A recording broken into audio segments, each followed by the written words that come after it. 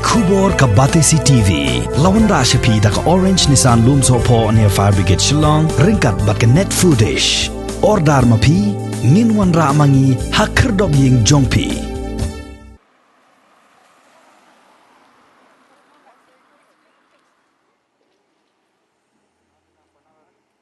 Amit Shah ubadai Menteri Korbari jong ke Sarkar Pedeng haga arpu sautri gubernai naitung aracara arpuway ula pelipaj ba ye ke Interstate Bus Terminus kebadan Hashnong Maoyong Rim Shillong harengkat ke jingdon lang jong Menteri ke Ministry of Development of North Eastern Region uji Kishan Reddy lembat Menteri kena ubapaj ke Ministry of State for Science and Technology Dr. Jitendra Singh nang tadi Menteri Rangba ke Jilla Konrad Kongres Sangma lembat ki Menteri ke Sarkar Jilla bat kuntubru ki Head Officer jong ke Sarkar Meghalaya. Amit Shah habakren hagani ke jingpli yagani ke Interstate Bus Terminus ulaong baka Sarkar Pedeng kala angnot ban penyesok yaki nongba jong ke Jilla ki badan hapo kani ke than chatai lam mingi da ke lentirel bat kumjuru da ki lengsun haswa jong usnem arhajar arpulai arhajar arpusau. Ula ongru bakani ke Interstate Bus Terminus kan salong ka Pedeng jong ka yo ka kot ha ka baka Sarkar ru kala trai sitam ban the yegi kampen roy shiki Jilla nadu usnem arajar khatsau kat kum ka jinge tho jong uni Menteri Korbari jong ka Sarkar Pedeng yagani ke Interstate Bus Terminus lamang pisa kum basau pu prak lor tengka ya ka bala bay pisa daga North Eastern Council lingba ka Ministry of Donors ha ka bakhandai pho na ka shispa la Beijing erap daga Sarkar Pedeng kat ba shipho na ka shispa pad kadai ka bala punlut hi daga Sarkar Meghalaya संकेत के रूप में स्मृति चिन्ह भेंट करने की कृपा करें। धन्यवाद सर। धन्यवाद सर। महोदय, ये अंतर राज्य बस टर्मिनस मेघालय की राजधानी शिलोंग से 10 किलोमीटर की दूरी पर राष्ट्रीय राजमार्ग 40 के साथ माओलाई माओयोंग क्षेत्र में स्थित है। इस बस टर्मिनस से मेघालय की परिवहन इंफ्रास्ट्रक्चर संबंधित महत्वपूर्ण आवश्यकता पूर्ण होती है। इस टर्मिनल से यात्री असम की बारिक घाटी, मिजोरम, त्रिपुरा एवं मणिपुर की कुछ गंतव्य तक यात्रा कर सकेंगे।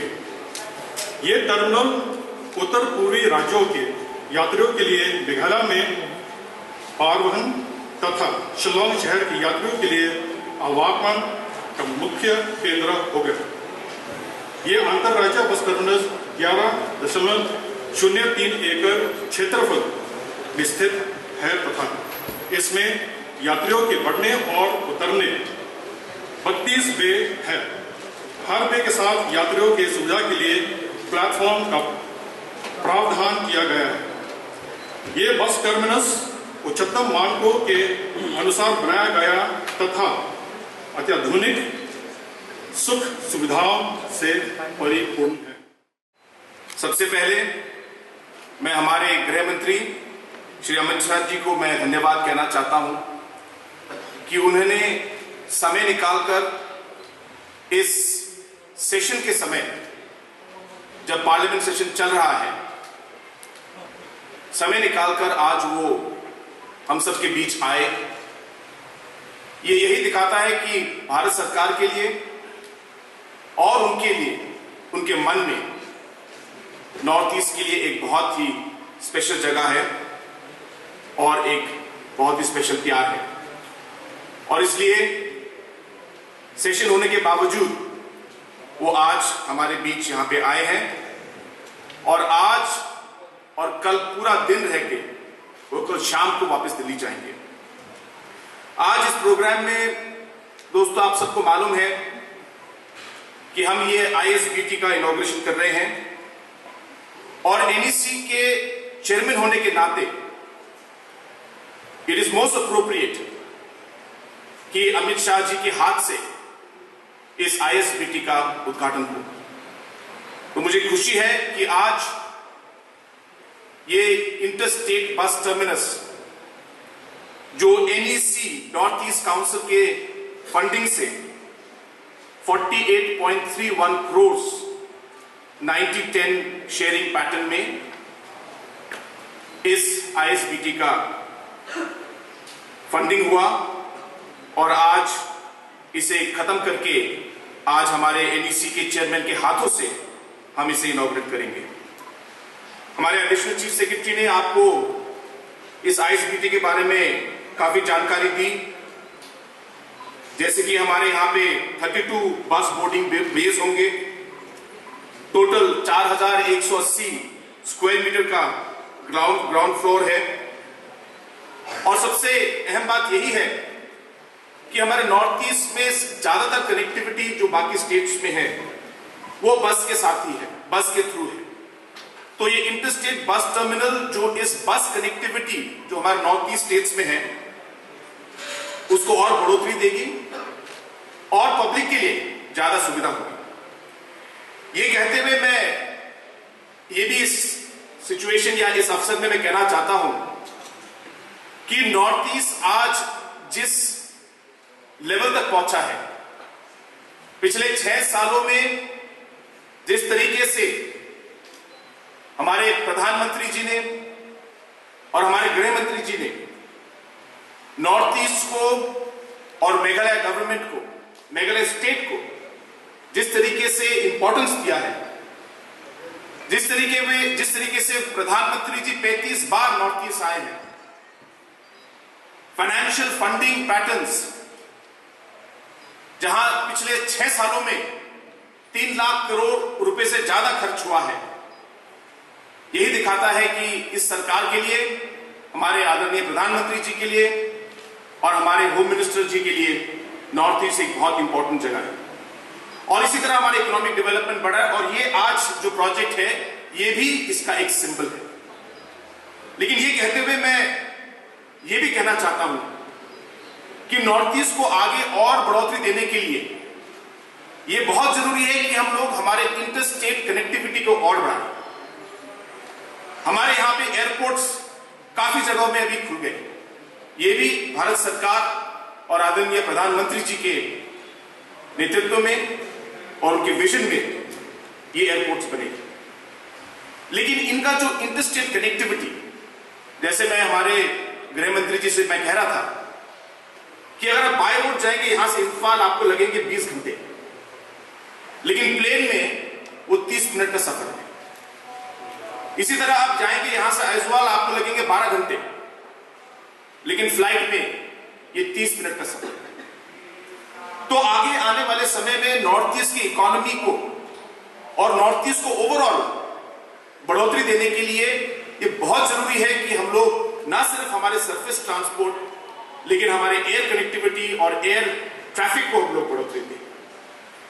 दूसरी बात, अगर हम लोग एक्ट ईस्ट के बारे में बात करें तो एक्ट ईस्ट में भी ये बहुत जरूरी है कि हम लोग स्टेट स्पेसिफिक प्रोजेक्ट्स हम लोग देखें।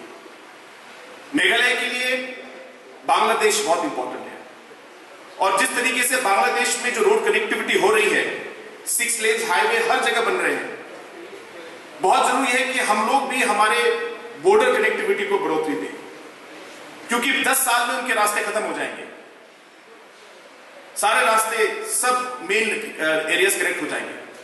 और अगर हम लोगों ने उस समय काम शुरू किया तो और 20 साल लग जाएंगे। तो अगर हम लोग चाहते हैं कि इसका इकोनॉमिक बेनिफिट हमें लॉन्ग टर्म में मिले और बांग्लादेश और भारत के बीच में, स्पेशली मेघालय स्टेट के बीच में एक अच्छा इकोनॉमिक एनवायरनमेंट हो, तो inter country connectivity specially to the border ports बहुत जरूरी होगा।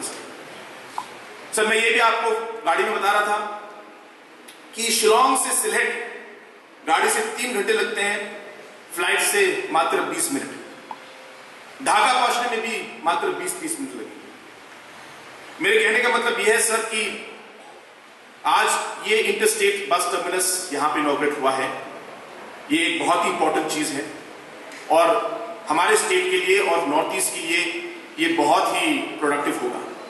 लेकिन आगे चलते हुए हमें एयर कनेक्टिविटी में और इंटरनेशनल कनेक्टिविटी में हमें जोर देना होगा, तभी जाके जैसे आपने कहा आपका विजन और हमारे आदरणीय प्रधानमंत्री जी का विजन कि जिस तरीके से पहले इंडिपेंडेंस से पहले जब नॉर्थ ईस्ट का जो जीडीपी में शेयर 20% होता था और आज 3% पर है, उसे उस सेम लेवल पे लाने के लिए ये इकोनॉमिक एक्टिविटीज हमें करनी जरूरी है कि यह इंटरस्टेट बस टर्मिनस आज जो शुरू हो रहा है वो नॉर्थ ईस्ट की रोड कनेक्टिविटी के लिए एक बहुत बड़ा सेंटर बनने वाला है, नॉर्थ ईस्ट की इकोनॉमी का सेंटर। बृहद आसाम की शिलोंग राजधानी रही और हमेशा से एक महत्वपूर्ण जगह रही है। और जब भारत अपने स्वतंत्रता के 75 साल मना रहा होगा, तब मेघालय भी अपनी स्थापना के 50 वर्ष मना रहा होगा। उसी वर्ष में ये शुरुआत होने जा रही है। 1970 में एक स्वायत्त प्रदेश के रूप में शुरुआत हुई और 72 में पूर्ण राज्य का स्टेटस मेघालय को बना। स्वाभाविक रूप से शिलोंग उसकी राजधानी बनी और शिलोंग राजधानी होने के बाद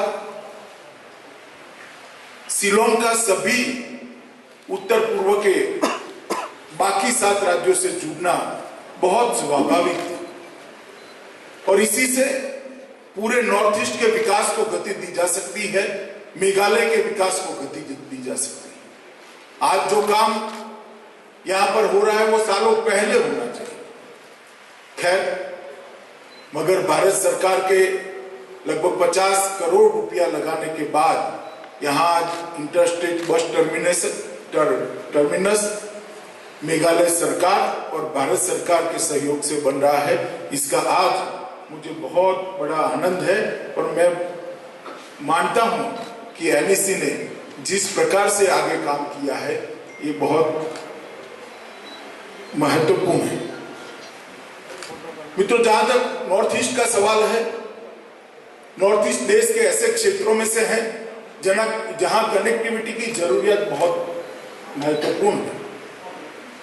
कनेक्टिविटी के बगैर ना देश के इस छोर की सुरक्षा सुनिश्चित की जा सकती है, कनेक्टिविटी के बगैर इस देश का एक क्षेत्र का पुराना वैभव वापिस लाना भी असंभव है और कनेक्टिविटी के बगैर यहां पर विकास को गति देना भी असंभव है।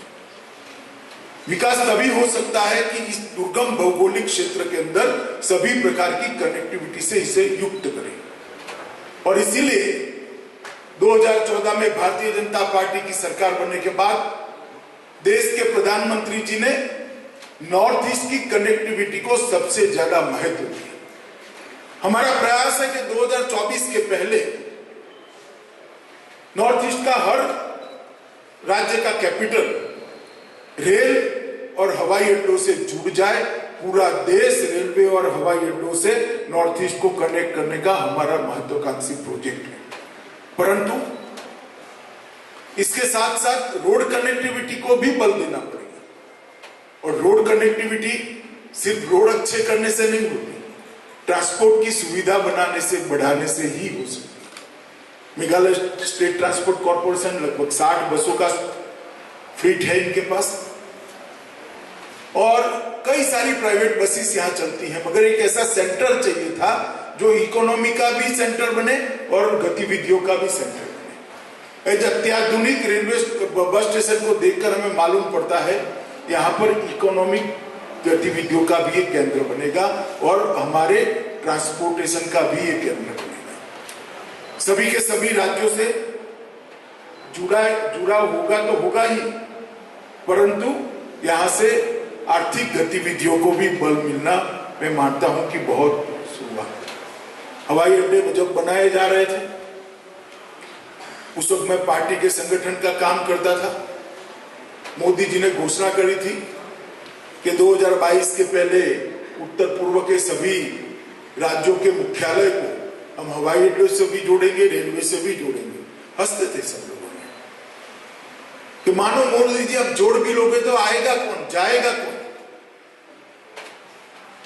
मगर आज थोड़ा कोरोना काल के कारण लेट हो रहा है, अगर प्रोजेक्ट जो पाइपलाइन में, इससे मैं निश्चित कर सकता हूं कि 2023-2024 के पहले सभी राज्यों के मुख्यालय, सभी राज्यों की स्टेट कैपिटल रोड, रेल और हवाई अड्डों से जुड़ जाएगी। और जो लोग कह रहे थे आएगा कौन, उसको मेरा जवाब है, आज शिलोंग के हवाई अड्डे पर कलकत्ते से फ्लाइट चालू हो गई है, असम के साथ इसका जुड़ा हुआ है और बहुत कम समय के अंदर बाकी राज्यों की इंटरकनेक्टिविटी भी चालू हो जाएगी। अगर सोचना ही ऐसा है, मैं आया था चुनाव में, मैंने भाषण सुने ही यहाँ, सोचना ही ऐसा है कि आएगा कौन, तो कोई नहीं आएगा। अगर सोचना ऐसा है, हम शुरुआत करें, सभी आएंगे तो विकास आगे बढ़ता है। और ये इसका जीता जागता उदाहरण है। भौगोलिक दूरिया के साथ साथ पूरी दुनिया में सबसे रिचेस्ट कल्चर अगर कोई एक क्षेत्र के अंदर है तो हमारे नॉर्थ ईस्ट के अंदर अनेकविध भाषा, अनेकविध संस्कृति, अनेक विविध प्रकार के संगीत के वाद्य और अलग अलग सांस्कृतिक पहचान, और ये इसलिए संजो कर संभल कर रहा है कि 8 राज्यों ने इसके अंदर एक्सचेंज कर एक दूसरे के पूरक बनने का प्रयास किया है। परंतु अगर कनेक्टिविटी नहीं है तो ये कल्चर को भी लंबे समय तक हम नहीं संभाल सकते। और मैं मानता हूं कि पूर्वोत्तर के क्षेत्र के कल्चर, यहाँ की भाषाएं, यहाँ का संगीत, यहाँ का नृत्य, यहाँ के खान पान की विविधता न केवल पूर्वोत्तर, पूरे भारत का गहना है और उसको संभालने की जिम्मेदारी पूरे भारत की है, सिर्फ नॉर्थ ईस्ट की नहीं है। और मित्रों, इसको संभालने के लिए भी कनेक्टिविटी को हमें आगे ले जाना पड़ेगा। और एक प्रकार की कनेक्टिविटी जिसके माध्यम से डेवलपमेंट और सेवाएं दोनों नागरिक के तक पहुंचे, आईटी से भी कनेक्ट करने का हमने बहुत प्रयास किया है। आज आसानी से घर से, गांव से, सामान्य सेवा केंद्र सीएससी से दस्तावेजों का नवीनीकरण और प्राप्ति दोनों हो रही है। ड्राइविंग लाइसेंस की डिजिटल कॉपी, 7 बार का उतारा, ये सारी चीजें घर में बैठकर मिल रही है। इसका कारण हमने कनेक्टिविटी को बढ़ाया है। और मैं मानता हूं कि नॉर्थ ईस्ट परिषद, उत्तर पूर्वी परिषद ने विजन के साथ ये जो किया है उसको बहुत बड़ा फायदा ये पूरे पूर्वोत्तर क्षेत्र को होने वाला है। जहां तक मेघालय की बात करूं, 2014 से अब तक मेघालय के विकास में ढेर सारी गति बढ़ने का काम भारतीय जनता पार्टी की नरेंद्र मोदी सरकार ने किया है। सिर्फ जनधन योजना में 6.46 लाख, इतने छोटे राज्य में 6.5 लाख परिवार ऐसे थे जिनके परिवार में किसी के पास बैंक अकाउंट नहीं है। आज मेघालय का हर परिवार अपना बैंक अकाउंट होल्ड करता है। उनको अर्थतंत्र के साथ जोड़ने का काम ये भारतीय जनता पार्टी की मोदी सरकार ने किया है। उनका अधिकार का जो पैसा है, चाहे विधवा सहाय का पैसा हो, चाहे छात्रों की स्कॉलरशिप हो, इसके अंदर से बिचौलियों को काटकर सीधा इसके बैंक अकाउंट में डालने का काम नरेंद्र मोदी सरकार ने करा है। आज मेघालय के अंदर एक भी घर ऐसा नहीं है जहां टॉयलेट नहीं। 100% ओडीएफ बनने वाले राज्यों का सम्मान जिसको मिला है उसमें आज मेघालय शुमार है। मैं मेघालय के मुख्यमंत्री को इसके लिए बहुत बहुत बधाई देना चाहता हूं कि मोदी जी ने ग्रांट तो भेजी, परंतु इसे नीचे तक पहुंचाने का काम मेघालय के मुख्यमंत्री ने किया है। जल जीवन मिशन की तरफ लगभग 3.39 लाख परिवार ऐसे हैं जिनके यहां नल से पानी नहीं पहुंचता है। हमने लक्ष्य रखा है कि ये सारे के सारे परिवारों उनके घर के अंदर शुद्ध पीने का पानी पहुंचाना। लगभग 2.80 लाख परिवारों की योजना बन चुकी है और 1874 छोटी छोटी योजनाओं से मेघालय के हर घर में पीने का शुद्ध पानी पहुंचे, हर घर के अंदर नल से पानी पहुंचे, इस प्रकार की व्यवस्था हम करेंगे। और इसके लिए 156 करोड़ रुपया अब तक पहुंचाया गया है। आदिवासी उपयोजना के तहत और 68 करोड़ रुपया पहुंचाया गया है। एकलव्य मॉडल विद्यालय सिर्फ मेघालय में 39 एकलव्य रेसिडेंशियल मॉडल विद्यालय बनाने की शुरुआत हुई है। लगभग राज्य सरकार ने अब तक 67 परियोजनाओं को जो 700 करोड़ की लागत से है वो केंद्र सरकार की मदद से पूरा किया है और 800 करोड़ की और 38 परियोजनाएं चालू हैं और ढेर सारी योजनाएं जिसमें नांगल बिबरा से अगिया 110 किलोमीटर का रोड लगभग 43 करोड़ रुपया, मेघालय अगिया उप केंद्र में 11.43 करोड़ रुपया की लागत से 220 केवी का ट्रांसफार्मर की स्थापना, मेरांग रानी गोडाउन अजरा मार्ग का 100 करोड़ रुपया की लागत से अपग्रेडेशन, अगिया मेघीपारा फुलवाड़ी टूरा रोड का लगभग 65 करोड़ रुपया से उन्नयन, उसका अपग्रेडेशन और जोवई नर्तियान खुंडली रोड वो भी लगभग 70 करोड़ रुपया खर्च कर उसको अपग्रेड करने का काम किया है। कई सारे कटहल mission, mushroom mission, silk milk mission और मत्स्य पालन, इसके लिए लगभग 650 करोड़ रुपया अलग से देने का काम भारतीय जनता पार्टी की नरेंद्र मोदी सरकार ने किया।